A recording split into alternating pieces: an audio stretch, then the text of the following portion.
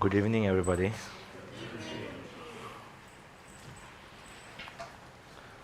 So, I know you have worked very hard today, and it's been a tiring day. So, just relax a little. uh, the main thing before practicing any set of dharma, any kind of dharma, is your motivation. And motivation is very important for every type of work, and even in dharma, it's very important. So it's very important to have good motivation before we practice anything or start anything. So that's very important. And in the previous sessions, we have talked a lot about karma. In the first session, we had generally talked about general cause and effects, a general law that governs them, and how it occurs. And in the second session, we talked about suffering and what are the cause of suffering. We talked about that. We talked about generally suffering of different realms and your own suffering and the cause of suffering, which is ignorance. So we have actually, even though you may not be able to point the name, we have actually talked about the first two noble truths, which is suffering and the cause of suffering. We have already finished talking about that. So today, actually, the session was about how do I integrate my practices with my family and in work. So it was about that.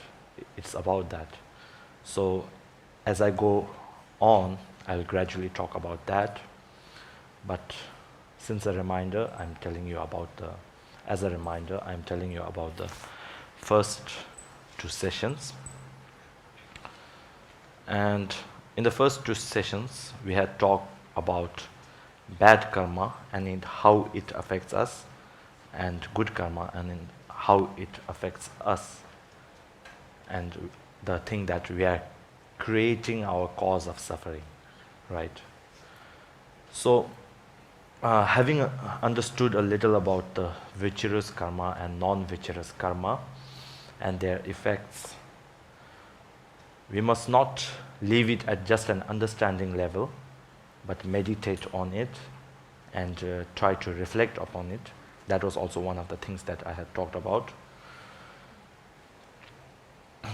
So the 10 virtuous and 10 non-virtuous actions are actually ethical actions and non-ethical actions, if in a way, if you say it, right? So, like killing is considered non-ethical. So, actually, the non-virtuous action of killing is also a non-ethical. What do we say? Ethical action. So, it doesn't matter whether you follow a religion or not. It doesn't matter whether you are Buddhism or Christian or whatever religion you follow. The most important things for you to have is ethics, right? It's very important for us to have ethics.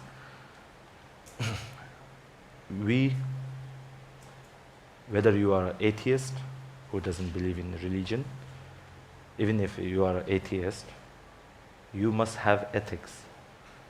And ethics is very important, right?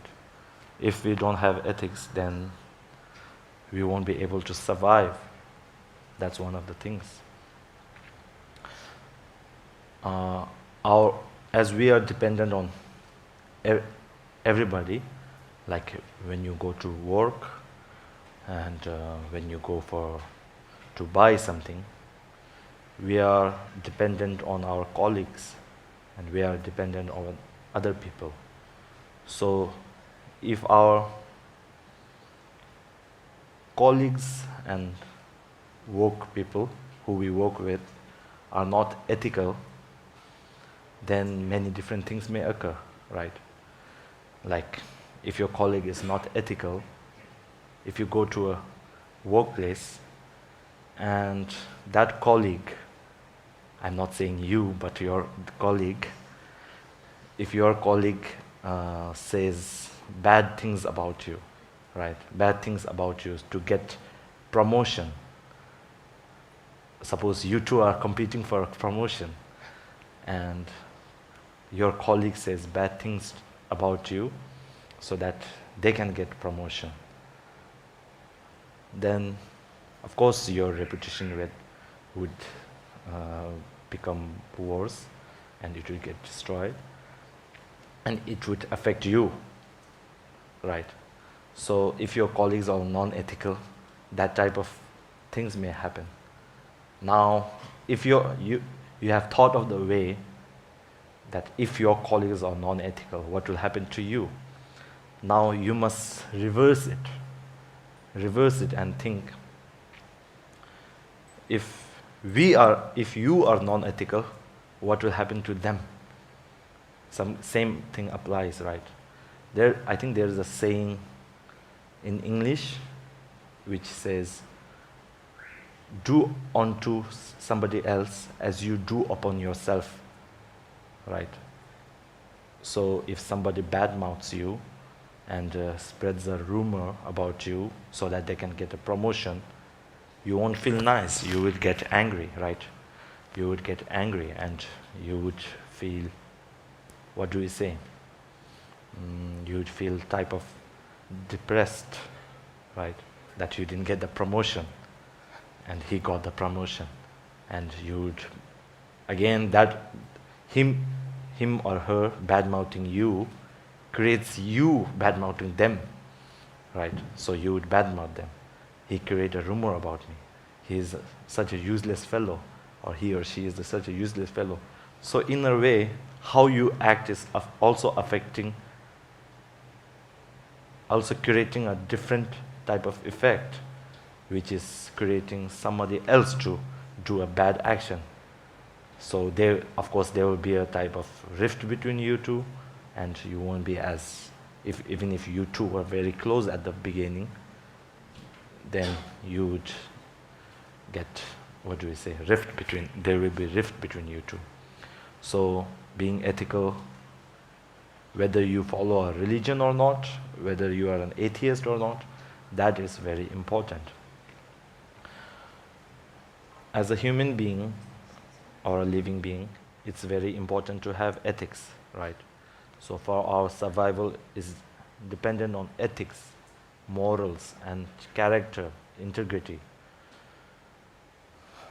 Even if you look from a secular point of view, not like a religious point of view, from a religious point of view, for example, for Buddhism, if you look from that point of view, of course it's beneficial to you. It's beneficial to you in this life, it will be beneficial to you in your next life. So it is very beneficial to you.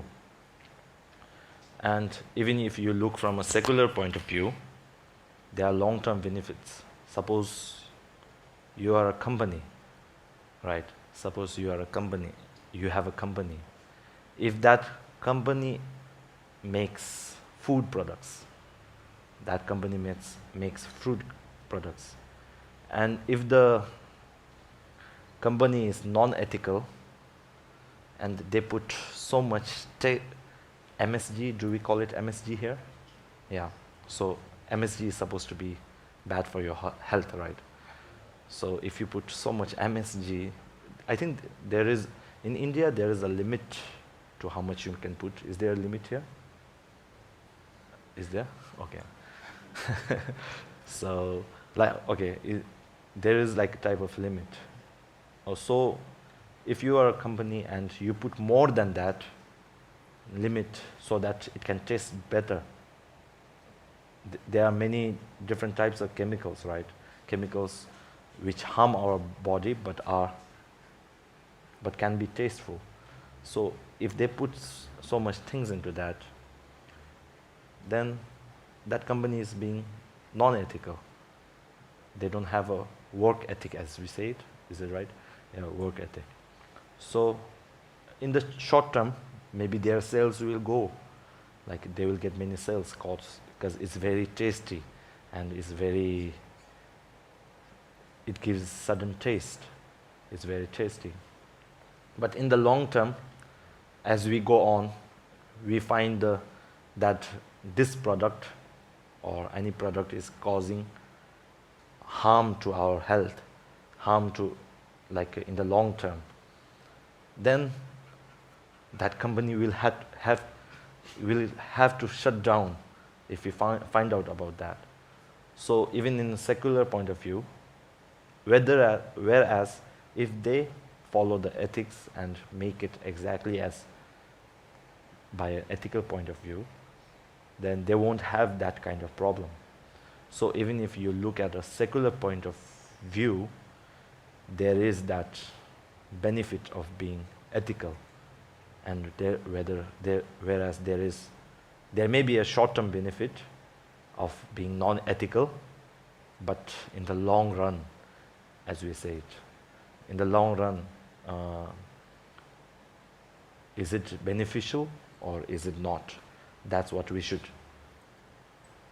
see. As we told in the first session, I think, we usually only see the short term. We are very happy with the short term benefits. What we get right now only, we are very happy with that. We don't think much of the long term. And now I'm not talking from a secular point of view, but from Buddhist point of view. Like even if it's long term, for us long term is like our old age. That's our old age, right? We don't look beyond that now.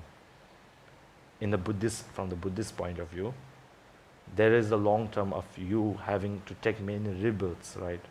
You having to take many rebirths. So how will it affect you in your next life, and the next life, again the next life? So we have, from a Buddhist point of view, we can think like that, right? So from secular, or an atheist, even if we don't look that long, we can look till our old age. So how it affects us, how being non-ethical affects us, we can look like that. We can look at the benefits of that. The role of ethics is very important because it basically makes things run smoothly, right? Run smoothly in a sense that you won't have to face the law and everything like that. So there is that also. Also, when we go to a doctor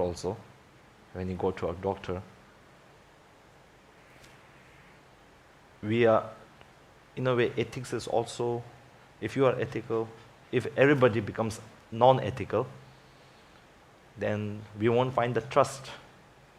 Suppose if all the doctors are non-ethical, right? I'm not saying all doctors are non-ethical, of course I'm not. If all of them were non-ethical, then you won't know whether they are calling you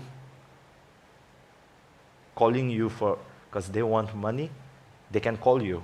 Of course, if you are not a doctor yourself, you won't know what's happening. And they may give you, suppose if you have pain somewhere, they may not give you the medicine that can cure the pain, but they can give you painkillers, which just reduces the pain, right? So they may just give you and after you finish eating that painkiller, then again the pain will come.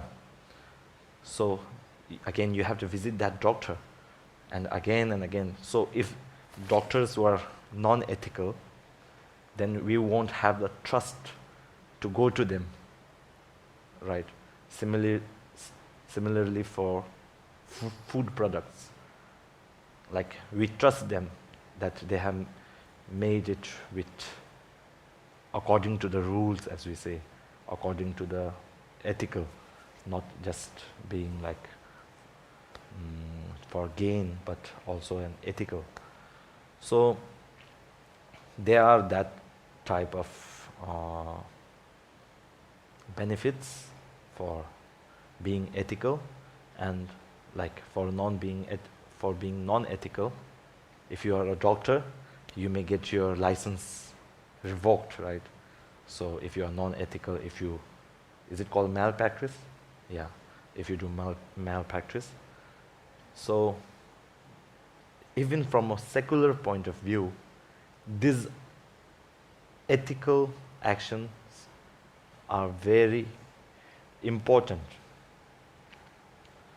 So for an organization to function in the long term, for you as an individual to function on the long term, and also we have to teach the new generation, as we say, or your children, ethics. I think if you start teaching them from when they are small, it's very funny. Like if you teach them from when they are small, it gets strongly etched into their mind. And you, of course, some of you may be parents, you as a parent have that responsibility of teaching ethics to your family members, and not only family members but friends also. So that's one way which you can apply your practice. You can integrate your practice with your family and friends. Suppose if you have a child, if you teach them when they are small, they have that. Even when they grow up, they will say, killing is wrong. They will have that type of, feeling at the back of their head. So even if you are a friend,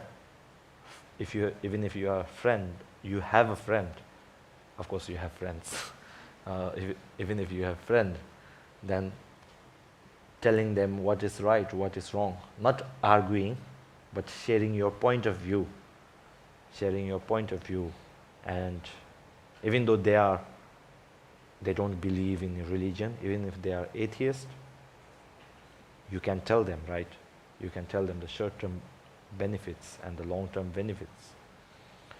This is also very important. You can integrate the 10 non-virtuous actions to refrain from them, and the 10 virtuous actions to apply them in your life and into your family's life, right? So that's very important. So also you must have integrity. Integrity is meaning to be honest and sincere in what you do, not lying, not when somebody is near me, I won't kill. Suppose for the ant example, when somebody is near me, I won't kill the ant. I'll try to clean it. But when that somebody goes out and when I'm alone, I kill that ant. So that it feels like we are showing off what we are doing, and what we are actually practicing becomes different. We are showing, what do we call that? We are showing a different face in front of others, and from the inside we are different, right? What do we call that? Faking? Is it called faking? Yes. What?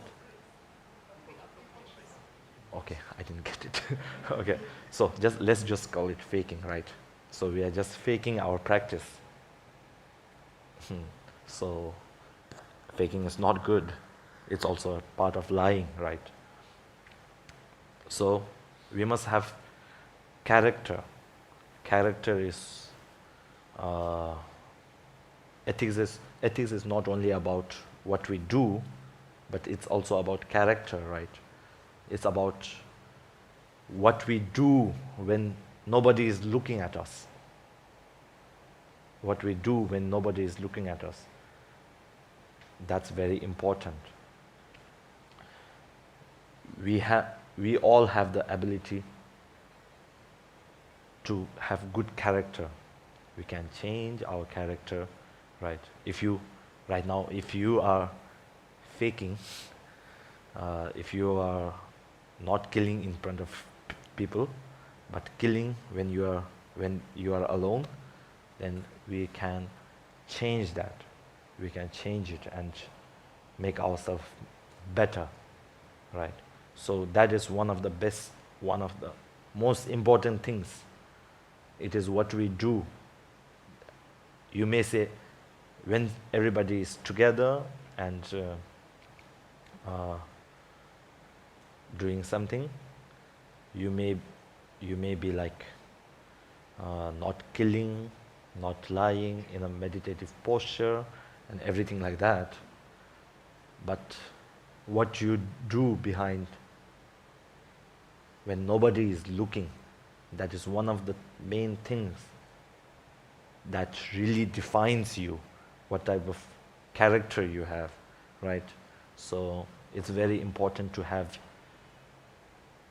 that type of character, which is same as what you do when you are alone and what you are doing when when you are with somebody.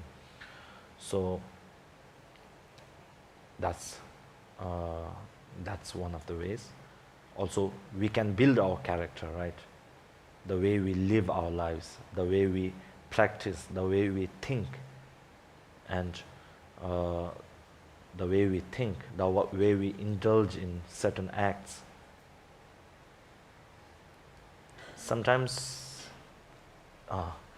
it can also be sometimes when, that's my theory, but I don't know whether it's exactly applicable or not, that karma is a type of habit.